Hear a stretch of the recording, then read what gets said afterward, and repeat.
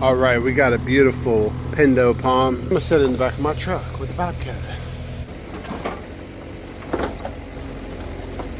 One of the most frequently asked questions on Google is how to transplant a palm tree.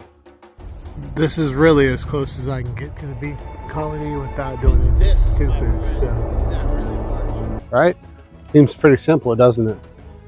It's simple until it gets to be this size or even larger like we planted here.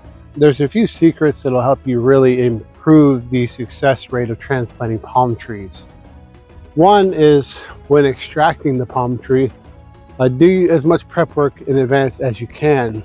You know, dig a nice wide hole around the palm tree so you're not breaking roots off close to the trunk. And when you do take the roots off, you want to make sure that you're not prying too hard, because if you pry too hard, that's so ironic, the sprinkler system just turned on, which is going to lead me into my next point about water being a super important resource when transplanting palm trees. So there's a bud under the soil, and you want to make sure that you don't damage that bud, because in every instance that I damaged the bud of the root ball, that palm tree did not survive. So you want to make sure that when you dig it out, you get underneath it with some sort of machine if you have it for these larger palm trees, and try to make sure that you leave as many of those roots intact as you can. The next biggest thing is to plant the palm in the soil as fast as you can. We just dug this palm tree out of the ground, so we're going to get it right back into some soil. I wish I had a bigger pot, but for right now, this is the largest pot that I have. And this is a 30-gallon pot, and probably should be more like a 50-gallon pot for this one, but I used my 50-gallon pot on a really nice European fan palm over there, so that's out of the question. We'll go ahead and slide this one in the 30-gallon pot. As long as I give it good soil with adequate nutrients and plenty of water, we'll see a nice, happy, healthy palm tree develop. Let's go ahead and pull this palm tree out of the back of my truck.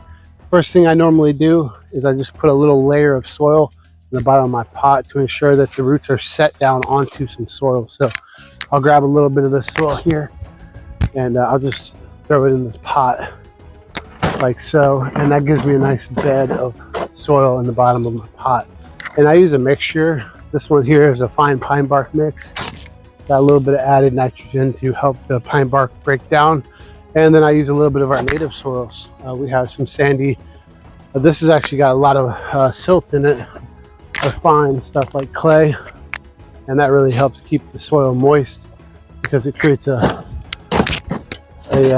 less penetrable environment for water to come through. So as you can see, the water's not hitting it right here, so this would not be a good spot to let this tree sit once I do get it in this pot. Now, if you want to see me struggle my ass off, then watch this, because I'm going to go ahead and slide it in the pot now to the best of my ability, and then we will have fun with that. I'm going to put on a time lapse, and basically the only other secrets you need to worry about is ensuring that it has adequate water for a long enough duration for the roots to develop, that it doesn't dry out, that you don't have too many fronds.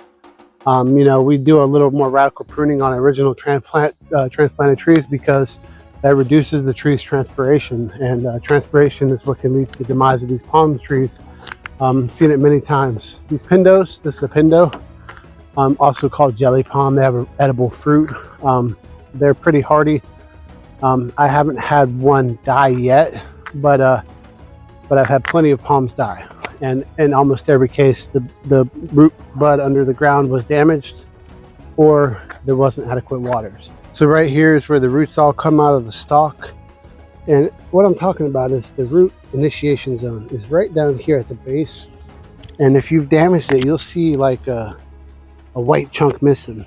If you see a white chunk missing, just know you've basically exposed the inner part of that tree to pathogens, reduce the tree's ability to uptake nutrients, and these palm trees are monocots, and they don't compartmentalize like other trees do. So if they get injured, that's it, they're done.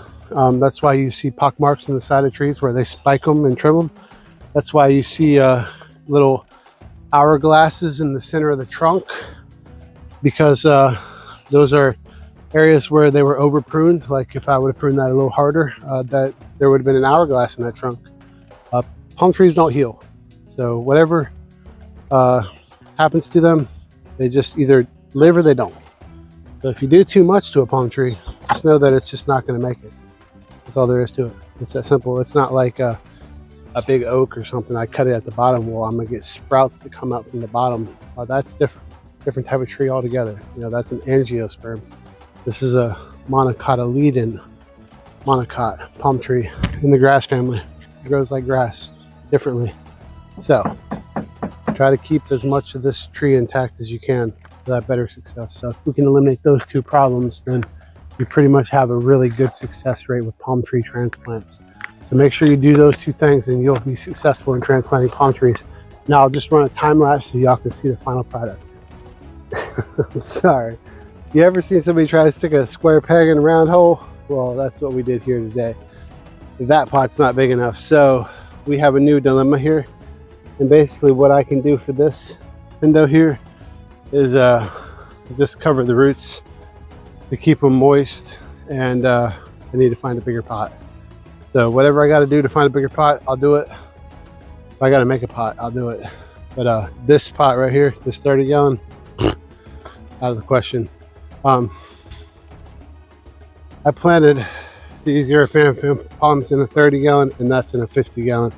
So I need a 50 gallon though. So that might be a 45, I'm not sure.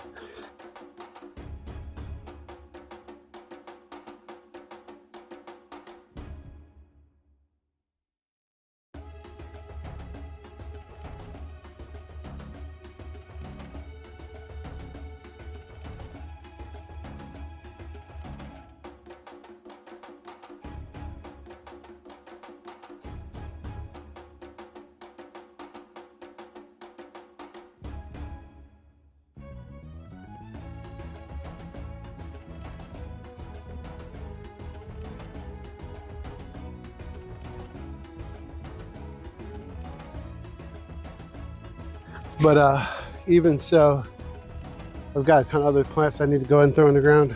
These here beautiful amaryllis, and got a few of them potted up already. Some of my cuttings and propagations.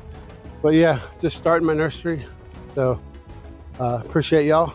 If this planting a palm tree video was of any help, good luck to you, and I appreciate your support here on the channel. Like I said, there's really only a few things you need to know when transplanting palm trees. And all those bases were covered in this video, so appreciate y'all. We'll see you in the next one.